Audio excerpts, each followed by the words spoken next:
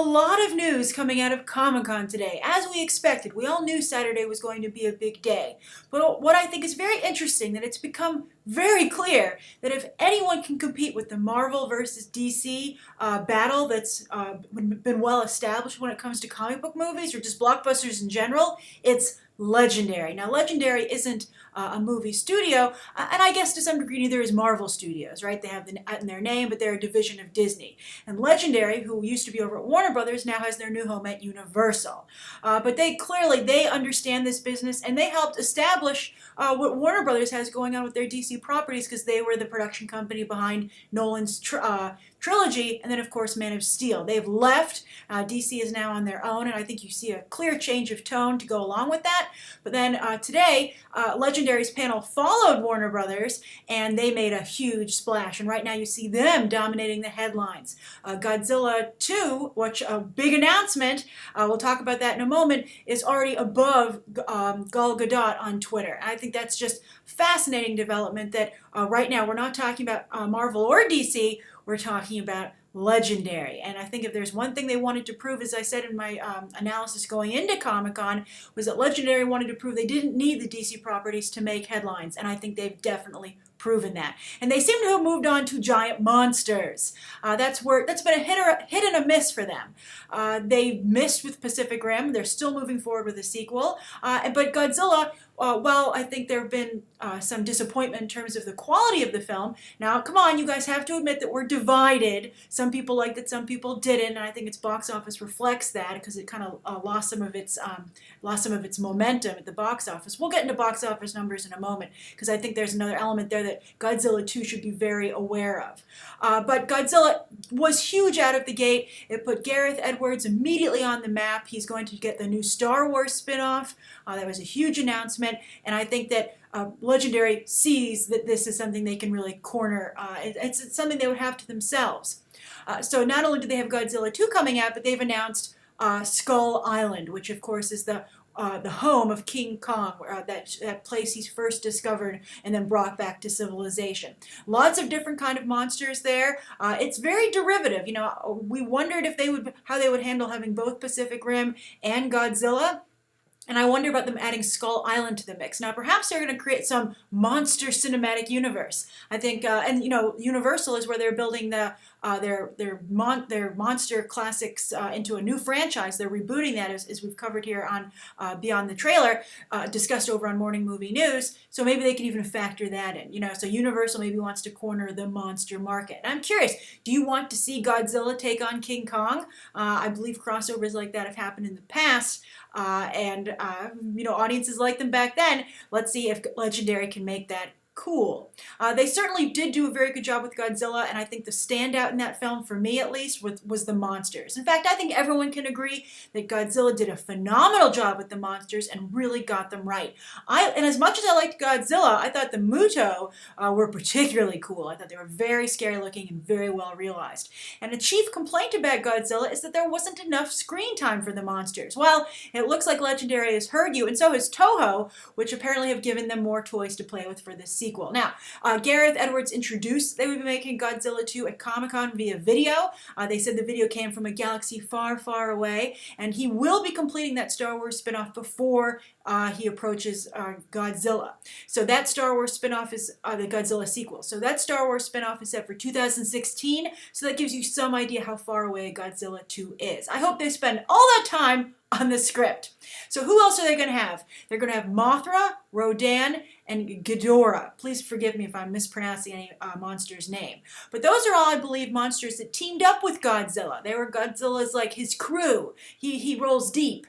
So perhaps in that situation you won't see him fighting anybody. Maybe they'll be fighting more Mutos. Who knows? They got a real Muto problem. They got to get some Muto traps. So I'm curious to see how that turns out. And as I said, I thought that if there's one thing they got right, it was monsters. So why not give them more monsters? And I hope that now that the monsters are out of the bag, we can see some of those fights. And, you know, and maybe Godzilla would also have a bigger budget this time around, the sequel, and we could get to see more.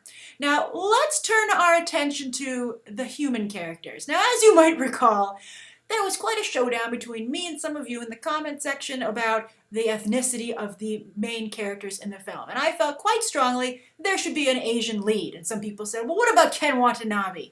And I said, he's just playing your typical stereotypical scientist. And he doesn't really have that much to do. There are too many characters, and there's no reason that Aaron Taylor Johnson's character couldn't, he can't be Asian or Asian American. And I think with Big Hero 6 coming out and making a big splash and doing so well, and also how well Transformers Age of Extinction is done with just a little bit of integration with our friends over in Asia, which is a huge box office region, that does work. So because I think we have box office numbers to prove this. So please bear with me. Now, Godzilla right now, as of right now, as the shooting of this video, the numbers will change probably the next day or so as this weekend's box office rolls in. But right now, the first Godzilla, this legendary reboot, is at $199 domestic. It's just about to cross 200. It's lagging behind a couple of other movies, and it's $292 foreign. That foreign number is too low for Godzilla. It should be much higher.